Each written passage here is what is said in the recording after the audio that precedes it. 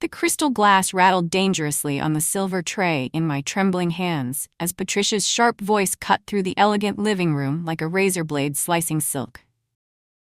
"Clear? The guests are waiting for their champagne, and please wipe that water spill off the tray. People are watching you." Her tone carried that particular edge of sharpness she reserved exclusively for correcting household staff or poorly trained dogs. Except I wasn't staff. I was her daughter-in-law, married to her only son for 3 increasingly difficult years. Polite laughter rippled through the crowd of well-dressed strangers gathered in what was technically my home too, though Patricia acted like she owned every square inch. Heat rushed to my face, flooding my cheeks with embarrassing warmth that I knew was visible to everyone. I stood there barefoot on the polished hardwood floor, in a house I helped maintain with mortgage payments that came directly from my bank account, being ordered around like hired help at some charity event. Every single eye in the crowded room turned toward me simultaneously, their gazes heavy with a mixture of pity and barely concealed amusement at my obvious humiliation. I looked desperately toward my husband, Daniel, hoping for some small sign of support or acknowledgement of how wrong this was. He stared intently at his scotch glass, swirling the amber liquid slowly as if it contained answers to questions he refused to ask out loud.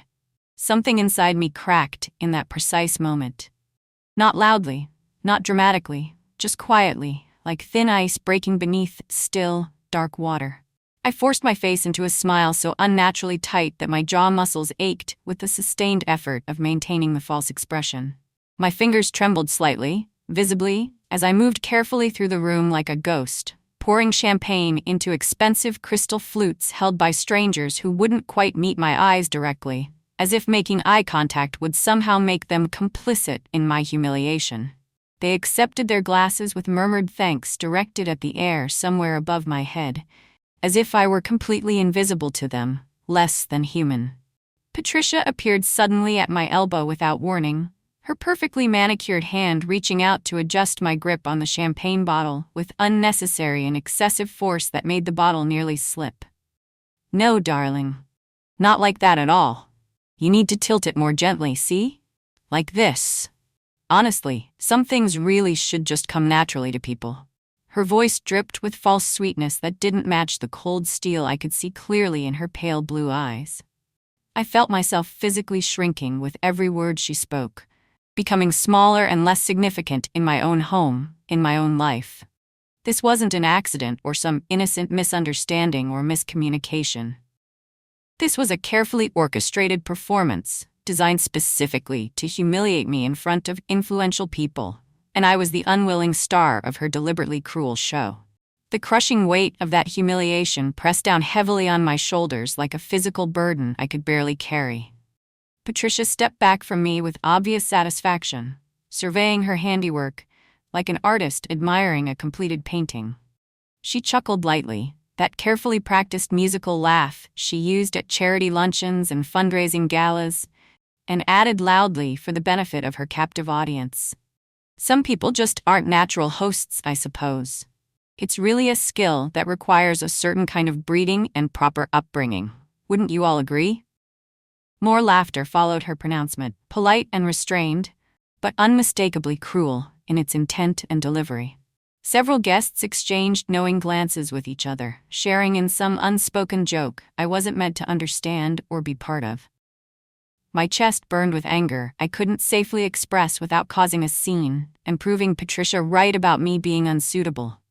This was my punishment for daring to exist in her precious family, for not fitting the precise mold she'd envisioned years ago for her son's future wife. For 3 long, exhausting years, I'd endured these calculated cruelties, each one carefully calibrated to remind me of my supposedly inferior place in the family hierarchy. And I'd continue to stay silent to keep the fragile peace that Daniel constantly insisted we maintain at all costs, even at the cost of my dignity and self-respect. I'd sacrificed pieces of myself on the altar of family harmony. The front door opened suddenly mid-laugh, the sound cutting sharply through the artificial tension in the room like a knife through delicate silk fabric. A deep, unmistakably authoritative voice filled the space with warmth and easy confidence that commanded immediate attention.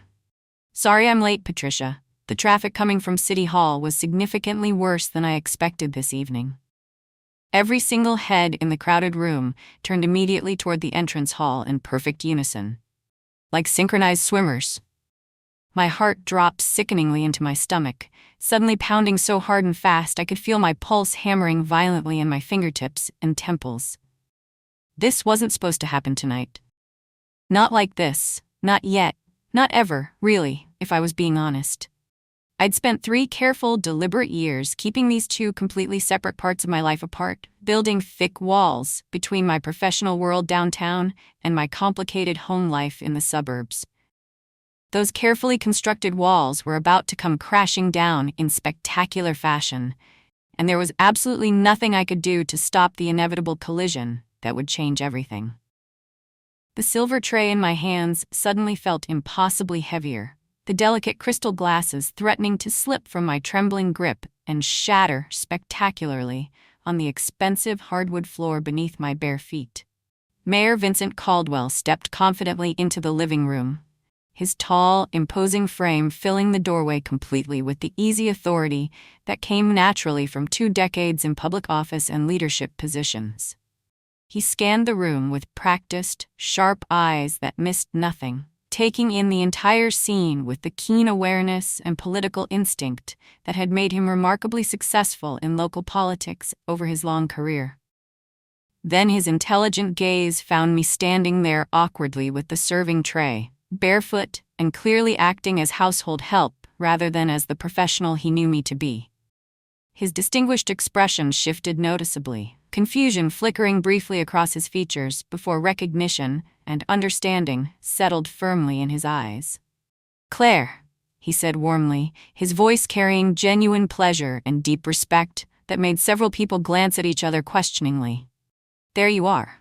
I was hoping you'd be here tonight to discuss the Henderson project." He crossed the room purposefully in 3 long, confident strides, completely ignoring Patricia's desperate attempt to physically intercept him and redirect his attention. Then, clearly and unmistakably, loud enough for every single person in the stunned room to hear perfectly, "Boss." The single word landed in the middle of the gathering like an expensive crystal plate dropped from a great height, shattering Patricia's carefully constructed fiction into 1,000 irreparable pieces that could never be put back together. Patricia's laugh came too fast, too loud, a sharp bark of sound that betrayed her rising panic to anyone paying close attention to her reaction. "Oh, Mayor Caldwell, you must surely be mistaken about something here. Claire here was just kindly helping me serve our distinguished guests this evening. She's my daughter-in-law, you see, and she's always so helpful around the house with domestic tasks." Her hand fluttered nervously to her expensive 3-strand pearl necklace, a telltale gesture I'd learned to recognize and accurately interpret over 3 difficult years of close observation. The mayor didn't laugh politely along with her obvious deflection and desperate attempt to redirect. He didn't smile indulgently or play along with her desperate attempt to reframe the awkward situation for her benefit. Instead, he turned deliberately to face Patricia fully and directly, his distinguished expression cooling noticeably by several degrees, the warmth draining from his features. "I'm not mistaken at all, Mrs. Patterson. Claire Whitmore is the Director of Municipal Development and Urban Planning for our entire city. She's been my direct report for the last 4 years, working closely with my office on major initiatives. In fact, she personally signed off on all the construction permits and zoning variances for this entire neighborhood development, including the permit for this specific house." The temperature in the elegant room seemed to drop suddenly and dramatically, as if someone had opened all the windows to let in the winter air.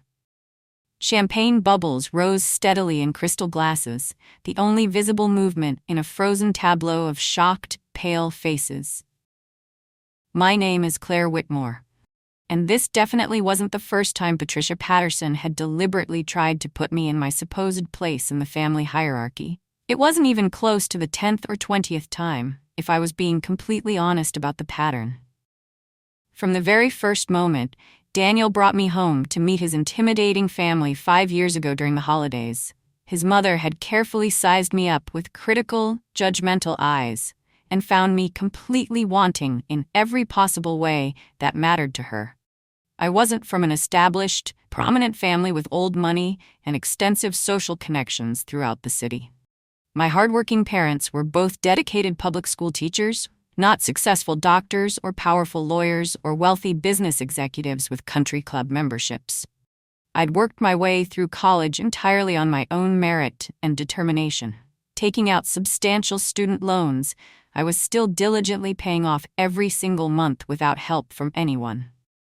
In Patricia's narrow, rigid worldview, these were fatal, unforgivable flaws that no amount of professional accomplishment or personal character could ever possibly overcome in her eyes.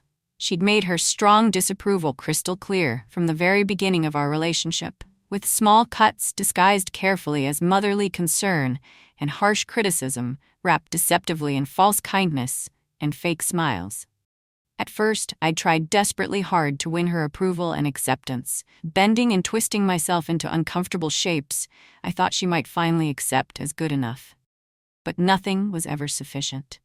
At our engagement dinner 3 years ago, held at the city's most expensive French restaurant downtown, Patricia had raised her champagne glass high above the table and called me sweet and lovely, but refreshingly unambitious in a charming way. The carefully chosen words had been delivered with a practiced, perfect smile, making them sound almost like a genuine compliment to anyone not paying close attention to the subtext and underlying meaning. But I'd seen the cold calculation in her pale eyes clearly, felt the deliberate sting hidden beneath the honey-coated words designed to wound. Everyone seated at the long, elegantly decorated table had smiled and nodded automatically, accepting her pointed characterization without any question or pushback from anyone present. I'd memorized every single face that stayed completely quiet and refused to defend me when I desperately could have used some support or validation from someone. Daniel had squeezed my hand firmly under the white linen tablecloth, which I'd mistaken for solidarity and support at the time, thinking he was acknowledging the insult. I realized much later, after many similar incidents, it was actually a clear signal to let it go, to not make an uncomfortable scene in public that would embarrass his family. That dinner set the unchanging pattern for absolutely everything that followed in our relationship and marriage. She would diminish me publicly with careful precision and surgical accuracy, and I would smile and accept it gracefully without complaint, all in the name of maintaining precious family harmony that was really just her dominance over everyone. When Daniel and I finally bought our house and moved closer to his family's neighborhood, Patricia took it as a standing invitation to take over absolutely everything in my life without permission. She had duplicate keys made without asking my permission first, appearing at random times throughout the week to help with decorating or cooking or organizing my belongings according to her taste. My kitchen became her kitchen to control completely. My carefully planned schedule bent entirely around her constantly changing plans and last-minute demands. My voice grew quieter and less confident in my own home with each passing month. She'd rearrange my furniture completely when I was at work, claiming she was just making some improvements to my obviously lacking taste and style. She'd throw away my personal belongings that she deemed tasteless or common without consultation or permission, things I'd saved money to buy. She'd invite Daniel's old friends over for elaborate dinner parties without telling me first, then criticize my appearance harshly when I came home exhausted from a 12-hour workday at City Hall, unprepared to entertain. Slowly, systematically, deliberately, she erased me from my own life and home, replacing my presence with her preferences. And I let her continue doing it without resistance, foolishly telling myself she'd eventually accept me, that patient love and understanding would finally win her over somehow. I was wrong about that. Daniel's younger sister, Victoria, could apparently do no wrong whatsoever in Patricia's adoring, biased eyes no matter what she did. She was praised constantly and effusively for simply existing and breathing, for accomplishing the bare minimum. When Victoria got promoted to assistant manager at an upscale boutique downtown, Patricia threw an elaborate celebration dinner and invited 30 people to celebrate the achievement. When I'd been promoted to department head 2 years ago, overseeing an annual budget of $40 million and managing a professional staff of 60 talented people, Patricia had said dismissively, "How nice, dear. I do hope the increased responsibility doesn't completely overwhelm you." The blatant favoritism was so obvious and shameless, it would have been almost comical if it weren't so personally painful to experience constantly. Victoria was accomplished and driven and ambitious. I was merely busy with work things that didn't really matter in the grand scheme. Victoria's opinions on politics, art, and culture were met with admiration and respect and genuine interest.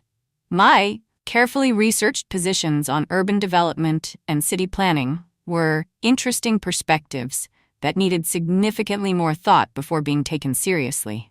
Even Daniel seemed completely blind to the stark disparity between how his mother treated us.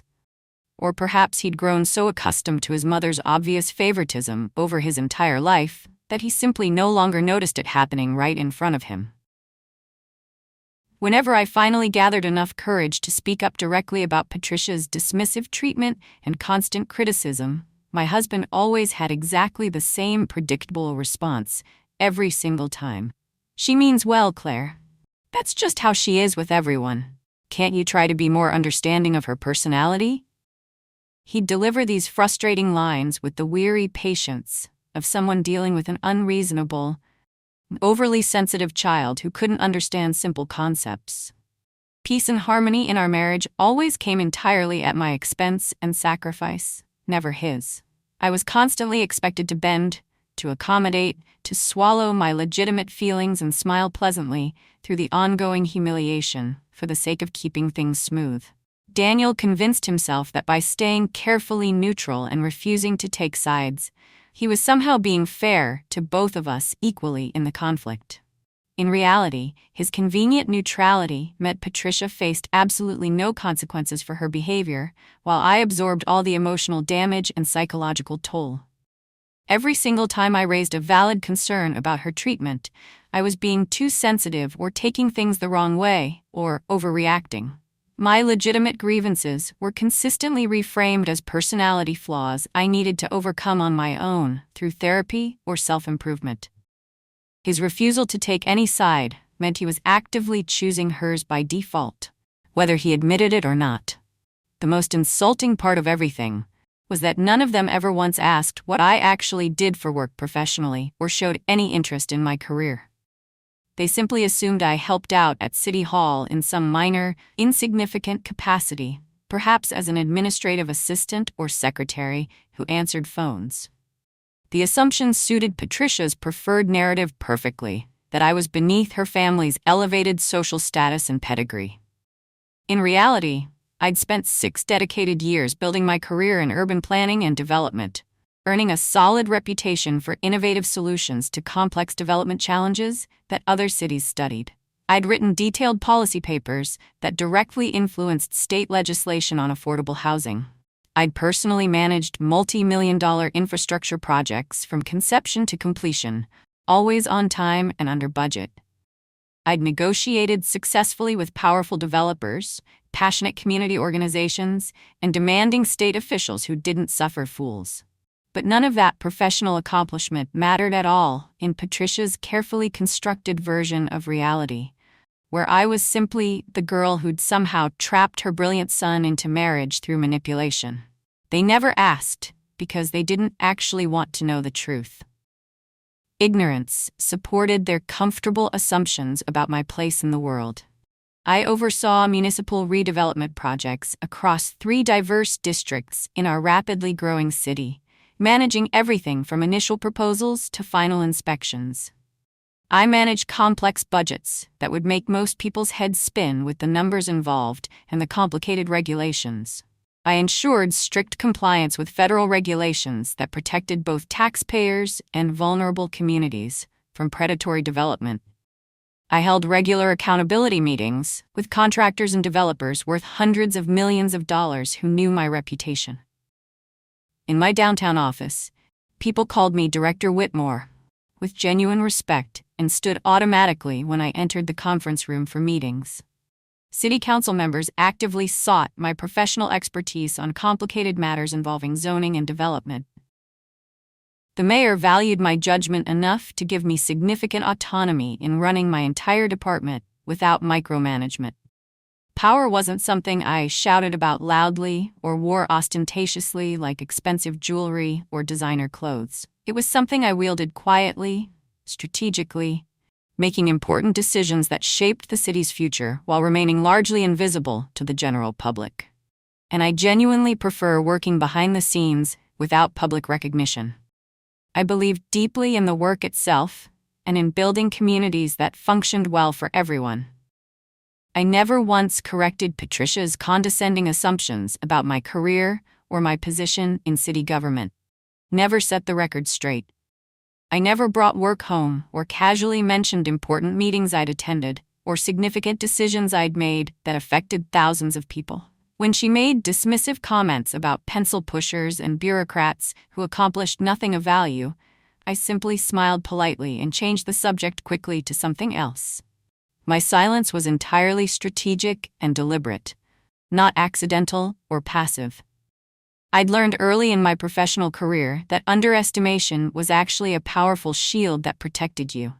When people assumed you were powerless and unimportant, they revealed themselves completely and honestly, without filters. They showed you exactly who they truly were, without the protective veneer of politeness or caution that usually governs social interactions. Patricia had shown me exactly who she was hundreds of times over 3 years, thinking I was too insignificant to remember accurately or too powerless to matter at all in the long run. She was completely wrong on both counts, making assumptions that would cost her. Every slight, every insult, every public humiliation had been carefully catalogued in my memory with perfect clarity, not for petty revenge, but for self-protection and documentation. 2 months ago, Patricia announced suddenly during Sunday dinner that she was hosting a major political fundraiser at our house for local candidates. She didn't ask permission from Daniel or me about using our home. She simply declared it with authority during Sunday family dinner, her voice ringing with excitement and self-importance. "This family needs significantly more influence in local politics," she proclaimed dramatically to the table. "I've already contacted several city council members and prominent business leaders personally. This will be the social event of the entire season." Daniel had nodded enthusiastically, obviously pleased to see his mother so animated and happy about something for once.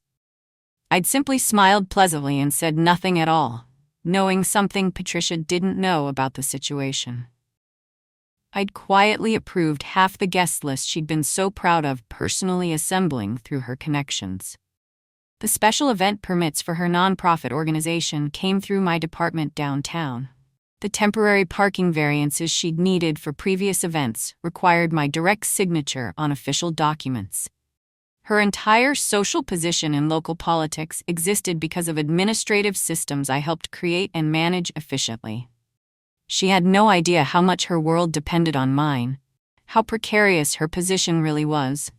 She thought she held all the cards, but I'd been dealing from the bottom of the deck all along. The night of the fundraiser finally arrived with Patricia completely in her element, directing hired caterers and arranging expensive imported flowers with the absolute authority of a general commanding troops in battle. 2 hours before guests were scheduled to arrive, she'd looked directly at me with those cold eyes and said, "Claire, you'll help serve drinks tonight to the guests. I've hired professionals for the important parts, like preparing the food, but we need extra hands for basic drink service throughout the evening." It wasn't a request or suggestion, it was a command. Before I could even respond or protest the assignment, she'd continued without pausing. "And do try to remember to smile more tonight. You have such a severe, unfriendly expression sometimes that makes you look angry. It makes people uncomfortable being around you." Throughout the evening, she'd made little comments specifically designed to diminish me in front of her carefully assembled guests and show her dominance. She joked casually about low-level city workers who chased importance without understanding how real power actually worked in politics and society. The room had stiffened slightly at that particular comment, several guests exchanging uncomfortable glances with each other. But Patricia, completely lost in her own performance and self-satisfaction, hadn't noticed the shift in atmosphere at all, or the warning signs. She never noticed when she went too far with her commentary. Mayor Caldwell cleared his throat deliberately and loudly, a sound that cut through the nervous laughter following Patricia's insulting joke like a knife. Actually, Patricia, Claire manages those specific departments you just mentioned and criticized. She has direct authority over urban development, housing compliance, and commercial permits throughout the entire city and surrounding areas. His voice was gentle but unmistakably firm, carrying the weight of necessary correction without cruelty or public humiliation, though the correction itself was damaging. I watched faces change rapidly around the room as the information sank in slowly, people processing what they'd just heard. Spines straightened noticeably. Eyes widened with recognition and shock. Expressions shifted from casual amusement to embarrassment to careful calculations. Several guests I'd personally approved permits for suddenly recognized me clearly, their faces flushing with deep mortification at having treated me like household help just moments before. The city council member who'd been laughing at Patricia's jokes suddenly became very interested in examining his shoes intently. The real estate developer who'd handed me his empty glass without a word or thank you looked like he desperately wanted to sink through the floor and disappear. The shift in the room's energy was immediate and unmistakable to everyone present. Power had changed hands visibly. Over the following weeks, subtle but significant changes rippled through Patricia's carefully constructed social world like waves. Invitations that usually flooded her mailbox regularly slowed to a small trickle of unimportant events. Phone calls went unreturned by people who'd previously answered immediately whenever she called. The power she'd carefully cultivated through years of strategic networking and social climbing began to erode steadily like sand beneath a relentless tide that never stopped. She noticed the changes, of course she did. Her tone grew sharper with everyone around her. Her criticism became more pointed and desperate, lashing out. She'd call Daniel multiple times daily, complaining bitterly about slights both real and imagined from her social circle. "Everyone's behaving so strangely lately," she told him, during one conversation I overheard.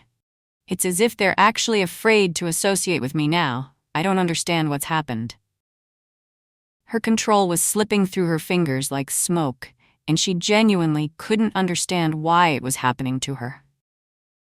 The same people who'd laughed at her jokes and sought her approval eagerly now kept their distance carefully, not out of cruelty, but out of practical political calculation and self-preservation.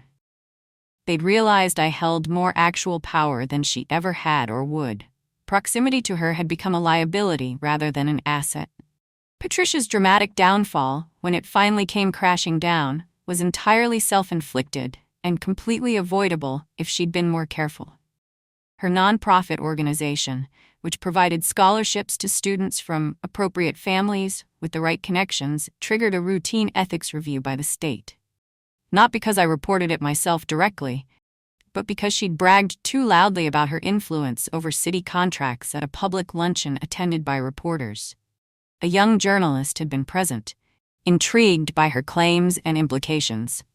The review that followed was standard procedure, conducted by independent auditors who followed facts regardless of politics or connections. The findings were straightforward and damning when released. Scholarship decisions correlated suspiciously with donations from developers seeking city contracts and favorable zoning decisions. Board meetings coincided perfectly with permit application deadlines in suspicious patterns. Nothing provably illegal that could lead to charges, but enough to raise serious questions about the organization's nonprofit status and tax exemption. It was all Patricia's own doing. The inevitable consequence of believing herself above scrutiny and accountability. She'd gotten careless with her power, assuming no one would dare question her actions or connections. She'd assumed wrong about that. Power without accountability always eventually collapses under its own weight and corruption. Her collapse was spectacular and public, and humiliating. City funding for her nonprofit was quietly paused pending the review's final outcome and recommendations. Board members, sensing serious trouble ahead and wanting to protect their own professional reputations and careers, resigned one by one over 2 weeks. The investigation ultimately found no criminal wrongdoing that could be prosecuted, just a consistent pattern of poor judgment and potential conflicts of interest that violated ethical guidelines. The same social mechanisms she'd used skillfully to elevate herself now worked against her with equal force. People distanced themselves quickly to protect their own positions and reputations. Invitations dried up completely overnight. Her calls to city officials were politely redirected to assistants who took messages that were never returned. She became, almost overnight, exactly what she'd always feared being more than anything: socially irrelevant and powerless. Her name, once associated with power and influence in certain circles, became associated with poor judgment and ethical questions. The fall from grace was swift and complete and permanent. She'd built her entire reputation on connections and influence rather than substance, and both evaporated simultaneously when questioned. Without them, she had nothing substantial left to offer anyone in her social circle. 3 weeks after the fundraiser disaster, Patricia asked Daniel to arrange a private meeting with me to discuss everything. She wanted to explain herself, to apologize perhaps, or more likely to rage against the perceived unfairness of her circumstances and blame others. Daniel relayed her request with the exhausted air of a man caught between impossible positions, looking 10 years older. For the first time in our entire marriage, I said no firmly. Not angrily or vindictively, but firmly and without room for negotiation or compromise on the issue. I appreciate that she wants to talk to me, I told him calmly, maintaining eye contact. But I'm not interested in hearing what she has to say right now. Maybe someday in the future when I'm ready, but definitely not today or anytime soon. Daniel looked genuinely shocked, as if I'd suddenly spoken in a completely foreign language he'd never heard before. He'd grown so accustomed over 3 years to my automatic compliance with his family's demands that my firm refusal seemed impossible for him to process or accept. But I held firm, reclaiming a boundary I should have established years ago when we first married. I owed her nothing, especially not my time and emotional energy after everything. She'd never given me the courtesy of listening when I needed it desperately. My husband finally found his voice and spine when everything had already burned to ashes around us and the damage was done. He defended me to his mother after her social circle had abandoned her completely, after her influence had evaporated, after the damage was irreversible. "Mom, you have to understand how you made Claire feel all these years with your treatment," he said during one painful dinner at their house. His defense, arriving years too late to matter at all, felt completely hollow and performative. I'd needed his support desperately when I stood barefoot holding a drink tray like a servant. I'd needed his voice when his mother called me unambitious and unsuitable. I'd needed his spine during thousands of small cruelties that had worn away steadily at my sense of self-worth and dignity. Now, when supporting me cost him nothing socially and benefited his mother not at all, he'd finally spoken up with conviction. I looked at him across the dinner table and felt only a vast, echoing emptiness where love had once lived vibrantly. His defense was a gift I no longer wanted or needed from him. It came from guilt and obligation, not from genuine understanding or personal growth on his part. I left Daniel 3 months after the fundraiser without drama or scenes. Not in anger or dramatic confrontation with shouting, but with calm finality and clear purpose. There were no tearful speeches or desperate demands for better treatment going forward. I didn't beg him to see my perspective finally, or insist that he choose between his mother and his wife. I simply packed my belongings methodically over several days, hired professional movers to handle the furniture, and signed a lease on an apartment downtown that overlooked the park beautifully. Daniel seemed genuinely bewildered by the whole process, as if he couldn't quite understand why his neutrality hadn't been enough to sustain our marriage indefinitely. "I never took sides in the conflict between you," he said weakly, watching movers carry boxes to the truck. "Exactly. I replied, and left him standing there to figure out what that meant for himself. Patricia called once, her voice stiff with wounded pride, suggesting I was making a terrible mistake. I thanked her politely for her concern and hung up immediately. I blocked her number afterward. I was done being the person they expected. 2 weeks after moving out and establishing my independence, I accepted a position as Regional Director of Urban Development, overseeing planning and infrastructure for 6 cities across the state. The promotion came with a significant salary increase that doubled my income, an expanded team of talented professionals I could mentor, and most importantly, freedom from the small world where Patricia's opinions had held such outsized importance for too long. My work expanded far beyond the city that had seen me primarily as Daniel's wife, or Patricia's disappointing daughter-in-law who didn't measure up. I traveled to professional conferences where people knew my reputation, but not my personal history or struggles. I mentored young planners who saw me only as a professional whose career they hoped to emulate someday. The space to simply exist as myself without the constant weight of judgment and correction felt like breathing deeply after years of shallow breaths in a suffocating environment. I bought a condo with floor-to-ceiling windows and filled it with furniture Patricia would have hated. I hung art she would have called common. I lived exactly how I wanted without apology. Patricia lost her social power, chasing dominance over someone she'd consistently underestimated. I gained power by understanding my own worth and refusing to shrink to fit her limited vision of who I should be. The mayor still calls me boss, though now it's a term of respect between colleagues rather than a revelation that shatters someone's carefully constructed fiction. I run into Daniel occasionally at city events, and we're cordial in the way of people who once knew each other in another life. Patricia's nonprofit eventually regained its status after a complete board restructuring, though she's no longer involved in its operations. I didn't need revenge against her. She'd orchestrated her own downfall through arrogance and cruelty.